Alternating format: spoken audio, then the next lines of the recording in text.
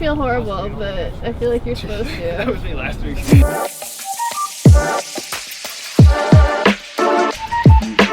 I'm Elena. I am a runner on Minnesota Distance Elite.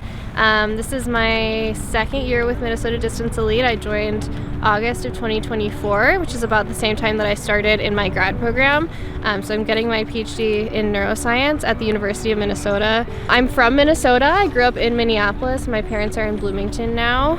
And yeah, I ran at the University of Minnesota for a couple years. And it wasn't really for me. I actually ended up quitting running in college, and I ran with Mill City Running for a little bit, and then I moved out to DC for a job and kind of started running with a sub-elite team, and I don't know, my body just decided it was finally time to go. So I qualified for the Olympic trials out of the half while I was with that team.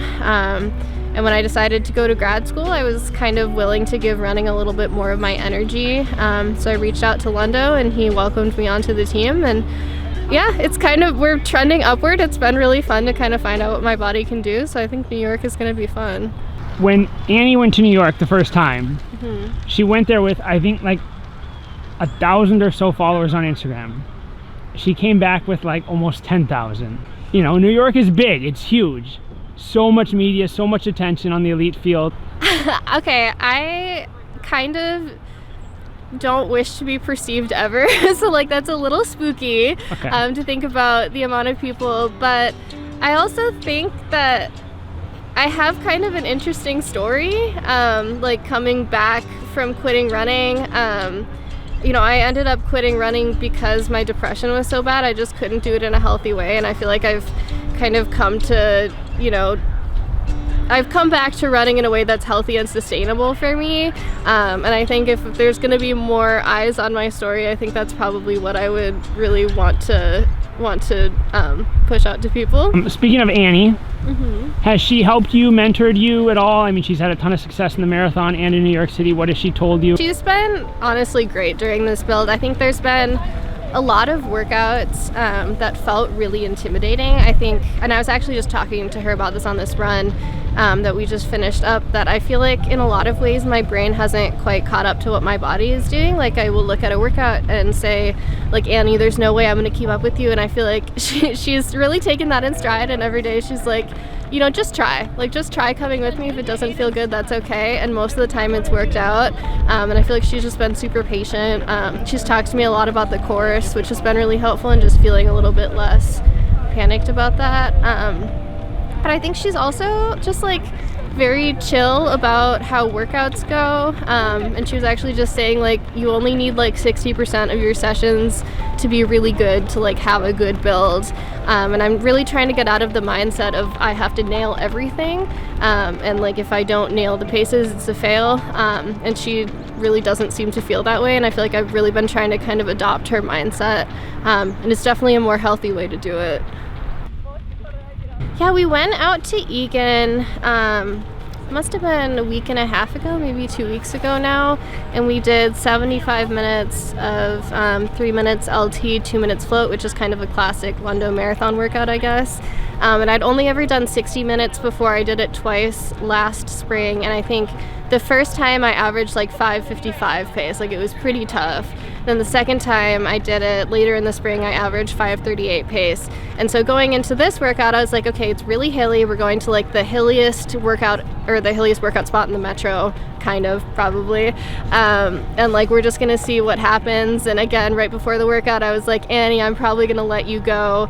But we ended up actually working together the whole time, and I averaged like 5:34 pace for 75 minutes. And it was just not something that I was expecting to do that day. So yeah, that was a big confidence booster. I like called my partner right after. I was like, you'll never believe what I just did. So hopefully that translates. I think it would be a lie for me to say that, you know, there's no self-doubt there. Sure. But I don't know, I guess the road is big. Like, I don't feel, it's not like I'm gonna impede their race, so I'm just gonna kind of go out there and execute my plan. And just, it's kind of an honor to be out there with them, honestly. I didn't really think that I would ever be here, even running post-collegiately, much less like sharing a road with Helena Beery.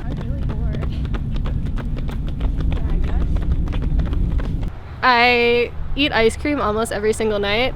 My roommates make fun of me for it, so I feel like that's semi-unique. Yeah. That is certainly unique for a marathon. Is that so? Are you planning to have ice cream the night before the race too? I don't do it the night before the race, and I said it hurts my stomach. Sure. But I'm vegan, and sometimes it's hard to just like get enough calories and fat in, and so I started doing it a couple of years ago, and then I got a lot faster, and I was like, I don't think I can stop. I think this has to be my new thing. You know, I think part of it is just like running is fun for me right now. I feel like the two things, grad school and running, feel very separate, and I actually like to keep them separate. I don't really like to talk about running with my grad cohort, and I think they almost like balance each other out. Like it's two separate stressors, but sometimes it's fun on both sides. But I also think realistically I pour most of my energy into these two things. Like I don't, really go out on weekends. I live with roommates, so that's usually who I hang out with, and I'm long distance with my partner, so I feel like that actually lends itself pretty well to me pouring my energy day to day into just running in school.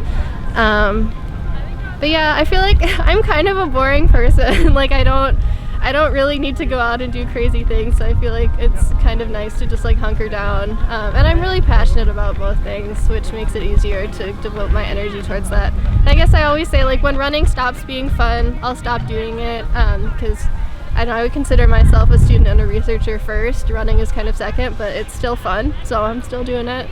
Kind of an odd question, but if you PR, what are you going to use the extra time for, right? So if you're expecting to run 2:30 and say you run 2:26, you have 4 more minutes left in your day, right? Mm-hmm. Like, what would you spend those additional 4 minutes on?